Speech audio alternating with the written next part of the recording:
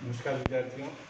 श्वसन तंत्र के बारे में हम पढ़ रहे थे, उसके विभिन्न भागों के बारे में देख रहे थे हम। हमने पहले जो सबसे पहला बाह्य नासा छिद्र के बारे में हमने चर्चा की। बाह्य नासा छिद्र ये बाहरी छिद्र होते हैं। फिर नासा गुहा और अंतः नासा छिद्र, इनके बारे में हमने देखा क्लास में। बाह्य नासा छिद्र, नासा गुहा और अंतः नासा छिद्र जो गोवंश में किस प्रकार से होते हैं। अन्य प्राणियों में जैसे हम बात करें, जैसे घोड़े के अंदर जो डिफरेंशिएट जो होगा, क्या डिफरेंशिएट रहता है घोड़े के अंदर, क्या होता है जो बाह्य नासा छिद्र से आंतरिक एक और जैसे आभासी नासा छिद्र इसमें और पाए जाते हैं। आभासी नासा छिद्र घोड़े के अंदर। इसके अतिरिक्त घोड़े के अंदर जो नासा गुहा होती है ये भी काफी लंबी और बेलनाकार होती है।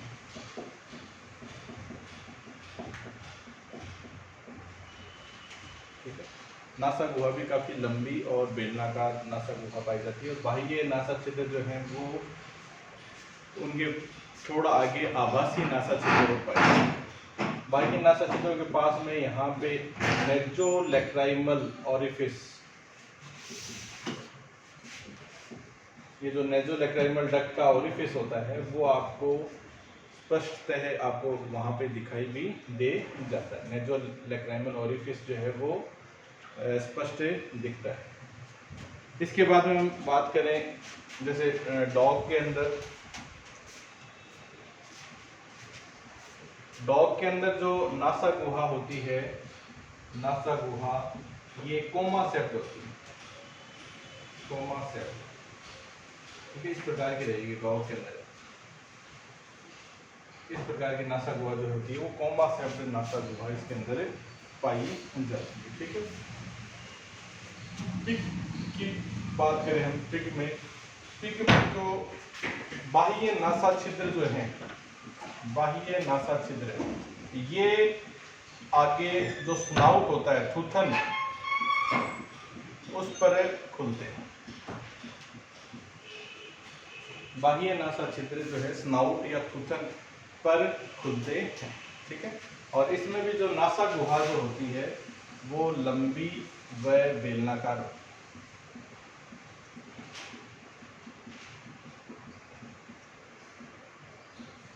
है। लंबी और बेलनाकार होती है। बात करें हम मुर्गी में जो बाह्य नासा छिद्र होते हैं वो चोंच पर खुलते हैं। बाह्य नासा छिद्र जो होते हैं वो चोंच के दोनों ओर स्लिट के रूप में खुलते हैं। स्लिट, खांच के रूप में खुलते हैं।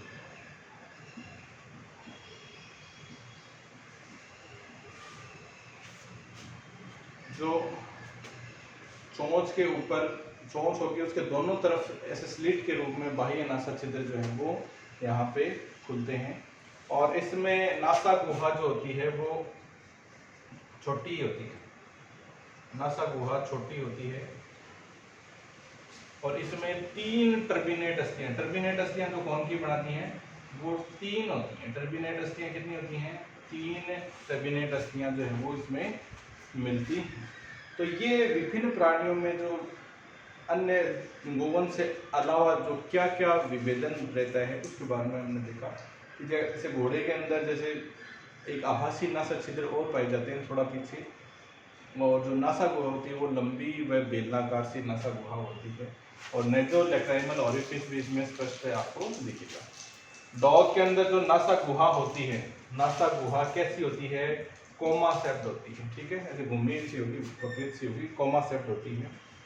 पिग में जो बाह्य नासा छिद्र है, पिग का जो आगे स्नाउट होता है उसके ऊपर बाह्य नासा छिद्र जो वो स्थित होते हैं और इसमें भी नासा गुहा लंबी और बेलनाकार जो है वो होती है।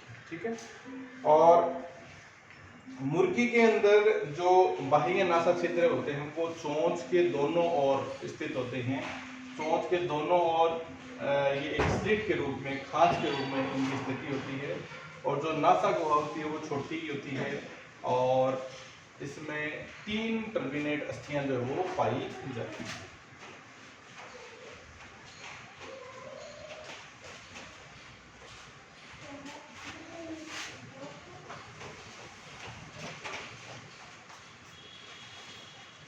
इसके बाद में हमने चर्चा की थी ग्रसनी की। तो ग्रसनी भी एक मांसपेशीय कीप नुमा संरचना है और ये श्वसन तंत्र तथा पाचन तंत्र दोनों का एक सामान्य कॉमन मार्ग जो है वो होता है। ठीक है, ग्रसनी के बाद में जो अगली संरचना है जिसके बारे में आज हम पढ़ेंगे, इसके बारे में लैरिंक्स, कंठ। अगली संरचना होती है कंठ। ये कंठ जो है ये स्थिति इसकी कहाँ होती है, ये हम कहें पैरोटिड जो ग्लैंड है, दोनों जो पैरोटिड ग्लैंड है, पैरोटिड ग्रंथियां हैं, उनके मध्य ये जो है वो स्थित होते हैं। दोनों पैरोटिड ग्लैंड के मध्य यहाँ पे स्थित होते हैं। और जो हाइयोइड बोन है, हाइयोइड अस्थि के जो थायराइड कॉर्नु है उनसे जुड़ी हुई रहती है। थायराइड कॉर्नु जो है उनसे जुड़े रहते हैं। ठीक है, तो ये यहाँ पे गले के अंदर ग्रसनी से नीचे ऐसे दोनों जो पैरोटिड ग्लैंड होते हैं उनके बीच में यहाँ पे इनकी स्थिति है, उनके बीच के पीछे के भाग की ओर। और जो हाइयोइड बोन होती है उसके जो थायराइड कॉर्नु होते हैं वो वहाँ से ये जुड़ी हुई संरचना रहती है। ठीक है, तो ये इसकी स्थिति हो गई। अब इसमें क्या क्या संरचनाएं पाई जाती हैं, तो ये एक मस्क्यूलो कार्टिलेजिनस स्ट्रक्चर है। मस्क्यूलो कार्टिलेजिनस यानी पेशी और उपास्थि से मिलकर बनी हुई संरचना होती हैं।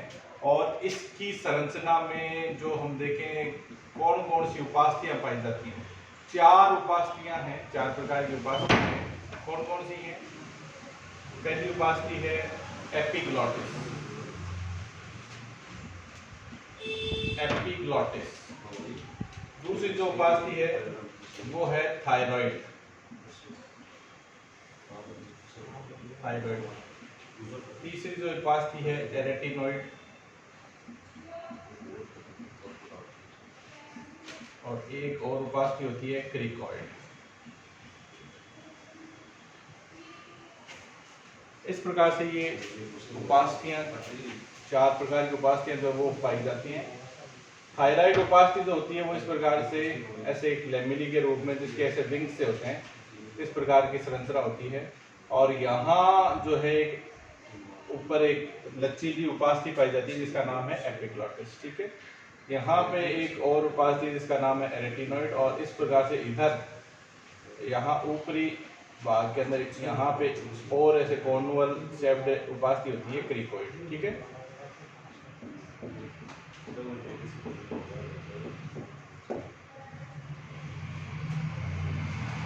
एपिग्लॉटिस ये एक लचीली उपास्थि होती है जो कि लंबी होती है। ठीक है, और अलग अलग प्राणियों में जैसे ये अलग अलग प्रकार की होती है। जैसे डॉग के अंदर देखेंगे तो ये चतुष्फलकीय होगी, और घोड़े के अंदर लंबी बेलनाकार सी होती है, काफ़ी लंबी नुकीली सी होती है। ठीक है, और गोवंश में थोड़ी चौड़ी सी होगी, लंबी और चौड़ी होती है। थायराइड उपास्थि, ये उपास्थि जो है इसमें ये मुख्य भाग होता है, 2 लैमेली होती हैं और ऐसे तितली के पंख नुमा ये लैमेली जो है वो इसमें पाए जाते हैं। ठीक है, इसकी जो पृष्ठीय सतह के ऊपर उभार पाया जाता है जिसे हम एडम्स एप्पल भी कहते हैं। ये जो नर होते हैं, नर प्राणियों में ये उभार जो है वो काफी बड़ा होता है, उभरा हुआ होता है। ठीक है, तो ये थायराइड उपास्थि जो है उसकी जो अधर सतह है, अधरीय सतह यानी ये सामने वाली जो सतह होती है, इसके ऊपर ये उभार पाया जाता है जिसको हम एडम्स एप्पल कहते हैं। ठीक है, नीचे की ओर ये एरेटिनॉइड उपास्थि होती है वलय के रूप में, जहाँ से आगे जो है ट्रेकिया आगे कंटिन्यू करती है। और पीछे की ओर क्रिकॉइड उपास्थि के कॉर्न्यूल्स होते हैं और ये ऊपर की ओर उभरे हुए होते हैं जो इसे के अंदर ही हवा को इसके अंदर ही ले जाने का, इसके अंदर ही ले जाने का जो कार्य है वो इसके द्वारा किया जाता है। तो ये 4 प्रकार की उपास्थियां जो है कंठ के अंदर पाई जाती है। कौन कौन सी हैं? एपिग्लॉटिस, थायराइड उपास्थि, एरेटिनॉइड और क्रिकॉइड उपास्थि। ये 4 प्रकार की उपास्थियां कंठ की संरचना का निर्माण जो वो करती है। अंदर की ओर इसमें दो वलन पाए जाते हैं, ठीक है। दो वलन होते हैं इस प्रकार से, जो कि स्वर तंतुओं का निर्माण करते हैं। किसका निर्माण करते हैं? वोकल कॉर्ड, स्वर तंतुओं का निर्माण करते हैं। इन उपास्थि की आंतरिक संरचना में इस प्रकार से वलित संरचना जो है वो पाई जाती है, ठीक है, जो कि स्वर तंतुओं का निर्माण जो है वोकल कॉर्ड्स का निर्माण करते हैं। और ये वोकल कॉर्ड्स जो है वो ध्वनि उत्पादन में सहायक होते हैं। तो इस प्रकार से जो कंठ है वो ध्वनि उत्पादन में सहायक अंग होता है। कंठ जो संरचना है वो ध्वनि उत्पादन में सहायक संरचना है। और इसमें भी अगर मुख्य पूछा जाए तो कौन से, ये वोकल कॉर्ड्स जो होते हैं, स्वर तंतु जो होते हैं, इसके अंदर पाए जाते हैं। ये स्वर तंतु ध्वनि उत्पादन में सहायक होते हैं, ठीक है।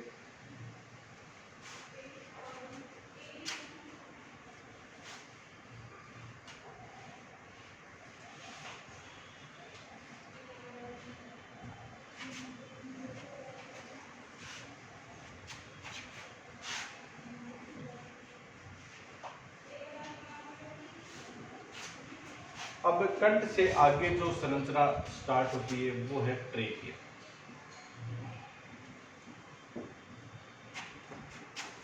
ये हो गया कंठ।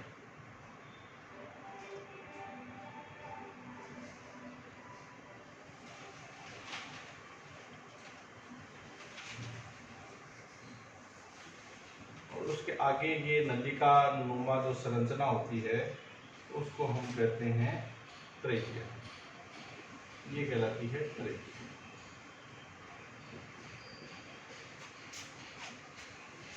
ट्रेकिया जो है नलिकाकार संरचना होती है जो कि कंठ से शुरू होती है और ये हृदय के लेवल तक आकर ये दो भागों में विभक्त हो जाती है। और इन दोनों को फिर हम क्या बोलते हैं? ब्रोंकस। किन में विभक्त हो जाती है? ब्रोंकस। इन ब्रोंकस में ये जो है विभक्त हो जाती है, दो नलिकाएं बन जाएंगी जिनको हम ब्रोंकस कहते हैं। और ये ब्रोंकस किस में प्रविष्ट करते हैं? फिर फेफड़ों के अंदर प्रविष्ट करते हैं। ये फेफड़े हैं इस प्रकार से।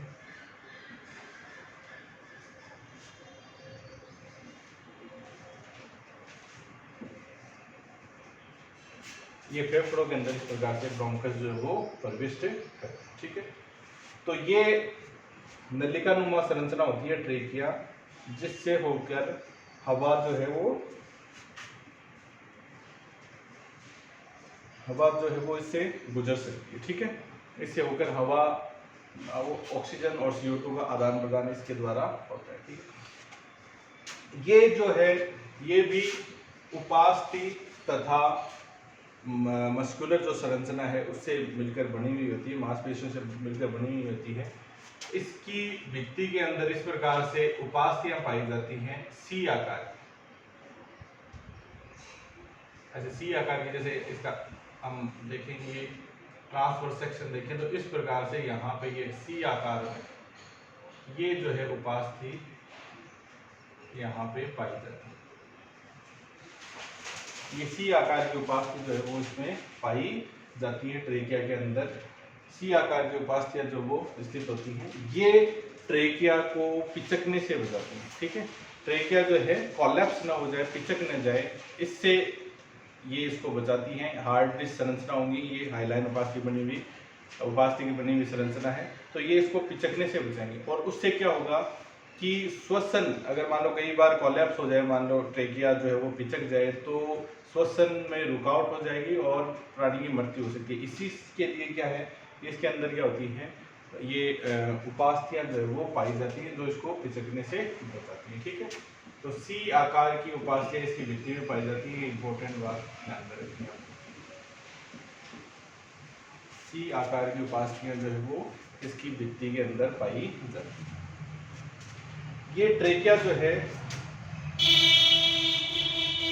ये हृदय के तल तक आकर ये दो भागों में विभक्त हो जाती है आगे, जिनको हम क्या बोलते हैं? ब्रोंकस कहते हैं। उनको हम क्या बोलते हैं? ब्रोंकस कहते हैं। ये ब्रोंकस, इनमें भी क्या पाई जाती हैं? सी आकार की वलन जो है, वलय जो है वो इनके अंदर भी पाई जाती है। ये ब्रोंकस फेफड़ों के अंदर प्रविष्ट करती हैं फेफड़ों में जिस स्थान पर ये प्रविष्ट करती हैं उसको हम क्या बोलते हैं? हाइलस। क्या बोलते हैं? हाइलस। फेफड़ों का वह भाग जिससे ट्रेकिया उसके अंदर प्रविष्ट करती है उसको हम क्या बोलते हैं? हाइलस कहते हैं। अंदर प्रविष्ट करने के पश्चात ये कई जो है शाखाओं में विभक्त हो जाती हैं, जिनको हम क्या बोलते हैं? आगे ब्रोंकस से आगे क्या होती है? ब्रोंकियोल्स। ब्रोंकियोल्स।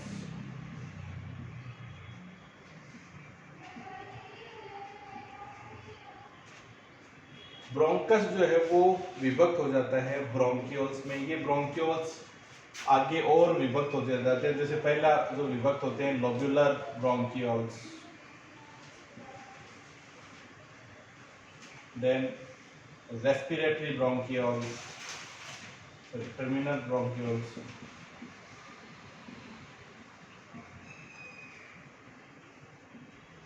और रेस्पिरेटरी ब्रोंकियोल्स।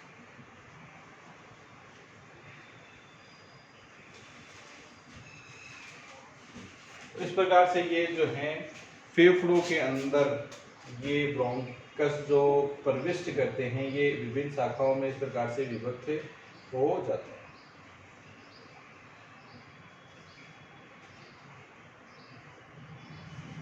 और ये जो शाखाएं हैं ये फिर आगे जाके पुनः कई शाखाओं में इस प्रकार से विभक्त हो जाएंगी।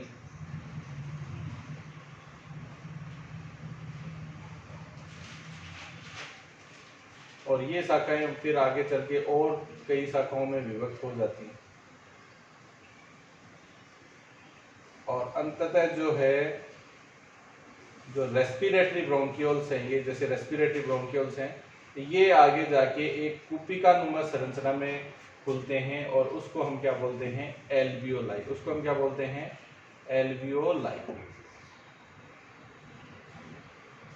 ये जो रेस्पिरेटरी ब्रोंकियोल्स है अंत में किस में खुलते हैं? एल्वियोलाई में खुलते हैं। ये एल्वियोलाई क्या है? कुपिकीय संरचना है। कुपिका के समान ये संरचना होती है, ठीक है।